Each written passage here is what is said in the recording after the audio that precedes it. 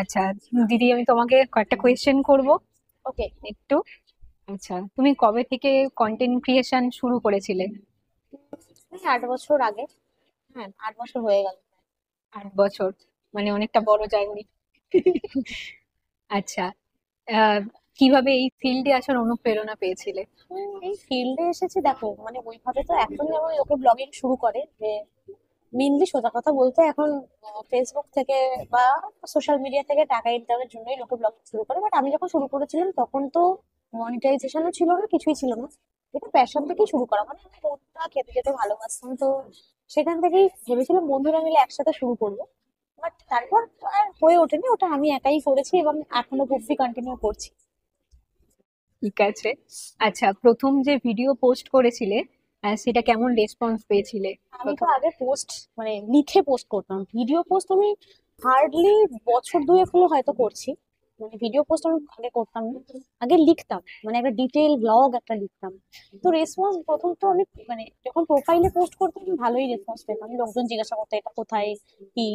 কিন্তু যখন পেজে দেওয়া শুরু করলাম, পেজ একটা ক্রিয়েট করলাম হ্যাংলাস লেআউট, তখন পেজে দিতে দিতে প্রথমে খুব একটা রেসপন্স হতো না। ওই বন্ধু বান্ধব আত্মীয় স্বজনকে তাও ওই হোয়াটসঅ্যাপে লিঙ্ক পাঠিয়ে পাঠিয়ে, যেটা সবাই করে, পাঠাতাম যে দেখ আমি এটা পোস্ট করেছি। তখন তারাই হয়তো দু একটা কমেন্ট করতো, হয়তো 15-16টা ম্যাক্সিমাম লাইক হতো। এইভাবেই আছে। এই যে সংসার জীবন সামলে, সমস্ত কিছু সামলে এই কন্টেন্ট বানানোর সময় কোন জিনিসটা সব থেকে বেশি চ্যালেঞ্জিং লাগে? সময়, মানে একটা সময় সময় নষ্ট করেছি। মানে সময়ের মানে দামই বুঝিনি, এখন বুঝি। মানে যেটা হয় কলেজ পাস আউট করার পর একটু শুয়ে শুয়ে ঘুমিয়েই পড়লাম, নয়তো দুটো পর পর সিনেমা দেখে ফেললাম, এরকমই ছিল ব্যাপারটা। মানে সময়ের কোনো ইয়ে ছিল না আর কি। গল্পের বই পড়ছি তো পড়েই যাচ্ছি দুদিন ধরে। কিন্তু এখন হয়ে গেছে, এখন সবটা পার্টে পার্টে করতে হয়। তো ছেলে আছে তাকে সামলানো, সংসারে কিছু দায় দায়িত্ব তো থাকেই, তো সেটা প্লাস মানে আবার এটা কন্টেন্ট ক্রিয়েশনে যেহেতু এটা আমার প্রফেশন, মানে আগে তো শুধু প্যাশন ছিল, এখন যেহেতু মানে প্রফেশন, সেই কারণে মানে টাইম আলাদা আলাদা করে ভাগ করে প্রত্যেকটা, মানে আমি একদমই ওরকম ডিসিপ্লিন মেনটেন করে চলার মতন তো নই। আমার ক্ষেত্রে একটু চাপ হয়, কিন্তু এই সবকিছু মেনটেন করতে হলে টাইমটা মেনটেন করাটাই, ওটাই আমার কাছে এখন মেন ব্যাপার হয়ে গেছে। আচ্ছা, আর একদম যখন প্রথম শুরু করেছিলে, তোমার এই আইডিয়া গুলো কোথা থেকে এসেছিল? আইডিয়া বলতে কিরকম আইডিয়া? মানে এই ধরো তুমি ফুড ব্লগিং করবে, এরকম ধরনের না আইডিয়া? মানে ব্যাপারটা হচ্ছে, আমি আগে তো বললাম যেটা ছবি তুলে ভিডিও, মানে ভিডিও করতাম না, ছবি তুলে ডিটেলে লিখে পোস্ট করতাম। তো তো মেন ছবি তোলা যেটা আমার, ওটা ছবি তোলাটা আমার প্রথম থেকেই ছিল, মানে ফটোগ্রাফি করতাম। মানে আমি অ্যাকচুয়ালি স্ট্রিট পোর্ট্রেট তুলতাম।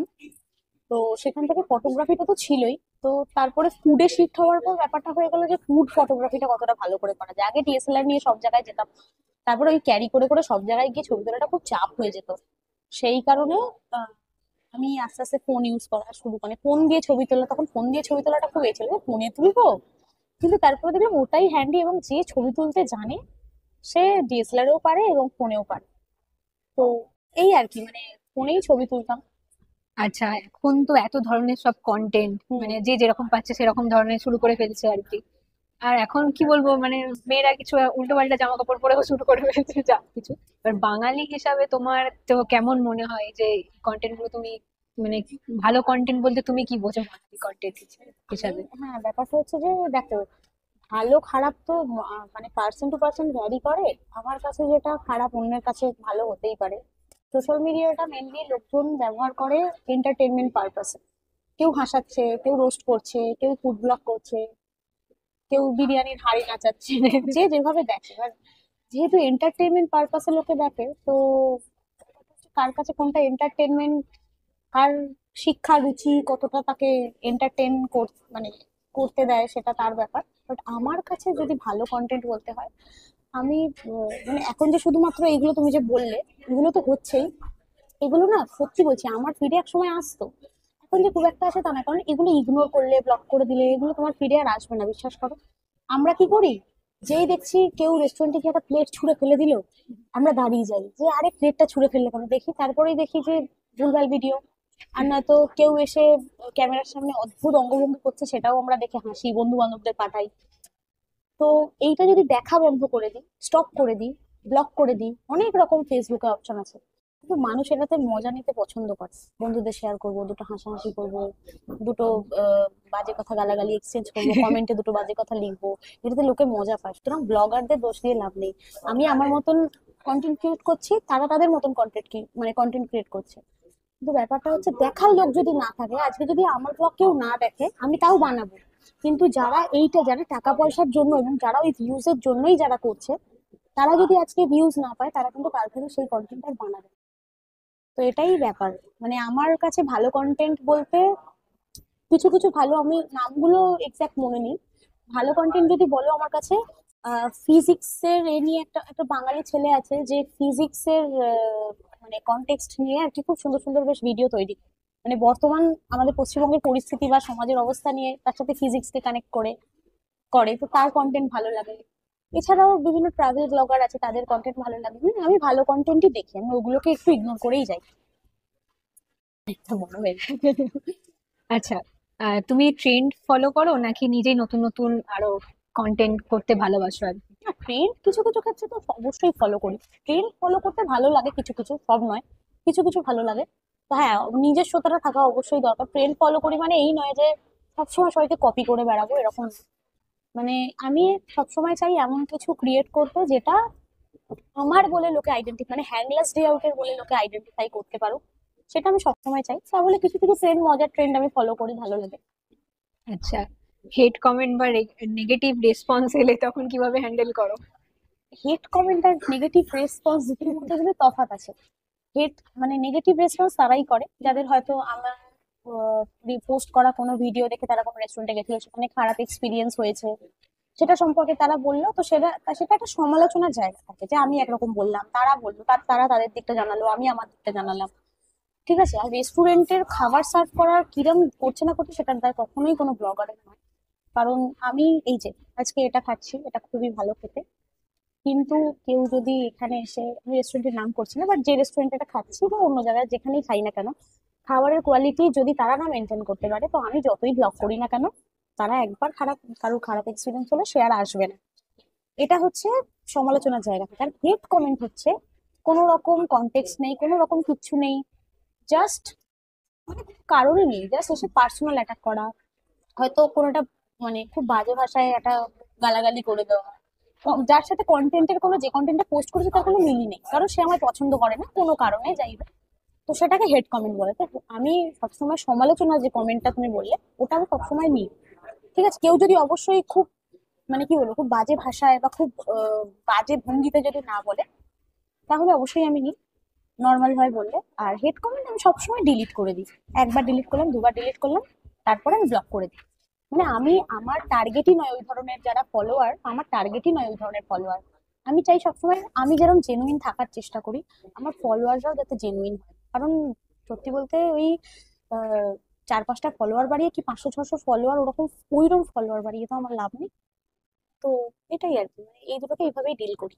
আচ্ছা, আর তুমি কাকে রোল মডেল হিসাবে মনে করো? মানে আমি যেমন ধরো তোমার ভিডিও দেখে তোমাকে যেমন মনে ও করি, বাবা, এবার মানে তুমি ফুড কাকে ব্লগিং এ কাকে হ্যাঁ, বলাটা মুশকিল, কারণ আমার আমার অনেককেই ভালো লাগে। ঠিক আছে, যাদের থেকে আমি অনেক কিছু শিখি, মেন কথা, সোজা কথা। যেমন ইন্দ্রজিৎ লাহিড়ী আছেন, ওনার ফুড ব্লগ মানে ফুডকা আমার খুব ভালো লাগে, ওনার ব্লগ। তারপরে অনেকেই আছে, কার নাম বলবো, বাংলাদেশের একজন ব্লগার আছে ক্ষুদা লাগছে বলে।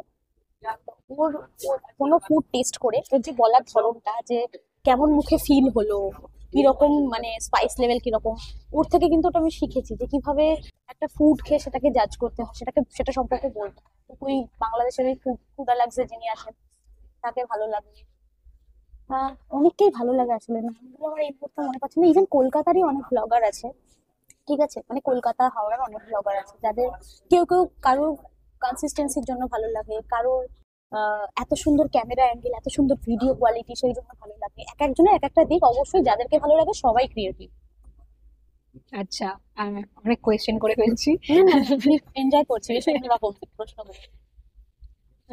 নতুন যারা কন্টেন্ট ক্রিয়েটর হতে চায় তাদের জন্য তোমার কিছু টিপস? টিপস অ্যাকচুয়ালি কিছু যায় আসে না, কারণ ব্যাপারটা হচ্ছে যে আমি তো আমার এক্সপিরিয়েন্স দিয়ে বলবো। কিন্তু এখন ম্যাক্সিমামই কন্টেন্ট ক্রিয়েটার হতে চায় মানে অ্যাজ এ প্রফেশনাল, মানে প্রফেশনাল ভাবে কন্টেন্ট ক্রিয়েট করতে চায়। তো সেক্ষেত্রে প্রথমেই তাদের তাদের যে দাবিটা থাকে যে বলো কিভাবে টাকা ইনকাম করবো এটা থেকে। তো এই ধারণা নিয়ে কেউ যদি মাঠে নামে তাহলে খুব মুশকিলের ব্যাপার। কারণ তোমার কতটা ক্যাপাবিলিটি, তুমি কতটা ক্রিয়েটিভ, ঠিক আছে, বা তুমি কিভাবে কন্টেন্ট ক্রিয়েট করো সেটার উপর নির্ভর করছে না যে ব্র্যান্ড তোমায় ডাকবে কিনা। সবসময় যে ফলোয়ার ভিউজ যে ম্যাটার করে তা নয়, অবশ্যই ওই দুটো খুবই ম্যাটার করে, কিন্তু তার জন্য আমার মনে হয় না ক্রিঞ্জ কন্টেন্ট তৈরি করার খুব দরকার আছে। মানে এটা তুমি যেহেতু আমার সাজেশন চাইলে সেই জন্য বলছি, মানে আমি একদম ক্রিঞ্জ কন্টেন্টের একদম বিপক্ষে, ঠিক আছে, মানে আমার জন্য বলছি, বাকিরা হতেই পারে তাদের তাদের ব্যাপার। বাট আমার মতে হচ্ছে এই ক্রাইটেরিয়া গুলো নিজেকে আরো ভালো কন্টেন্ট ক্রিয়েটার হিসেবে দেখতে গেলে, মানে ধরো আমি আজকে শুরু করেছি ফুড ব্লগিং, তো আমি দেখবো যে আজকের থেকে কালকে কতটা বেটার কাজ আমি করতে পারি। ঠিক আছে, আমাকে সবসময় ট্রেন্ডে গা ভাসাতে হবে তার কোনো মানে নেই। ট্রেন্ডের মধ্যেও থাকবো, আবার নিজেরও কন্টেন্ট ক্রিয়েট করবো। ইউনিক, নিজেকে ইউনিক রাখাটা খুব দরকার, কারণ এখন তো সবাই কন্টেন্ট ক্রিয়েট করছে, তো ব্র্যান্ড কেন তোমাকে চুজ করবে সেই কারণটা তোমাকে নিজেকে ভাবতে হবে, এটাই আর কি। আর এখনকার সোশ্যাল মিডিয়ায় অ্যালগোরিদম বা ট্রেন্ড সম্পর্কে তোমার কিছু মত বলো। বাবারি, প্রথমত তো বলবো ফেসবুকের অ্যালগোরিদম শুনি, মানে খারাপ কি অকওয়ার্ড বলবো জানি না। ব্যাপারটা হচ্ছে ধরো আজকে তোমার একটা ভিডিওতে 1 মিলিয়ন হলো, কালকে নাও হতে পারে, মানে যদি সেটা ট্রেন্ডিং ভিডিও না হয়, হতেই পারে আজকে তোমার একটা ভিডিওতে 1 মিলিয়ন হলো, কালকে হয়তো অন্য একটা ভিডিও দিলে 10টা লাইক হলো। সুতরাং সোশ্যাল মিডিয়াতে এই ফেসবুকের উপর ডিপেন্ড করাটা খুব চাপের। তার থেকে আমি বলবো ইউটিউব এবং ইনস্টাগ্রাম অনেক বেশি, এই তোমার ধরো অ্যালগোরিদমের ক্ষেত্রে বলবো তুমি যদি কনসিস্টেন্ট থাকো তাহলে তুমি একটা কিছু একটা ফিডব্যাক তুমি ভালো পাবে। ঠিক আছে, কিন্তু আমি ইউজ করে বুঝতে পারছি, মানে আমি যে এফোর্ট আমি ফেসবুকে দিই, ফেসবুক পেজে দিয়েছি এতদিন, সেটা যদি আমি ইনস্টাগ্রাম বা ইউটিউবে দিতাম আমি হয়তো আরেকটু বেটার জায়গায় থাকতাম, এটা আমার মনে হয়েছে। কারণ ফেসবুকের অ্যালগোরিদম বা যে কোনো সোশ্যাল মিডিয়ার অ্যালগোরিদম মাঝে মাঝে চেঞ্জ হতে থাকে, কিন্তু ফেসবুকেরটা যেন একটু অকওয়ার্ডই লাগে, তার থেকে অন্যগুলো বেটার আমি বলবো। আচ্ছা, লাস্ট শেখরের একটা কোয়েশ্চেন ছিল। হ্যাঁ হ্যাঁ। ও বলেছিল যে লেজি বং যিনি আছেন, হুম হুম। লেজি বং যিনি আছেন ওনার বেশি বল। ফ্যান। আচ্ছা আচ্ছা।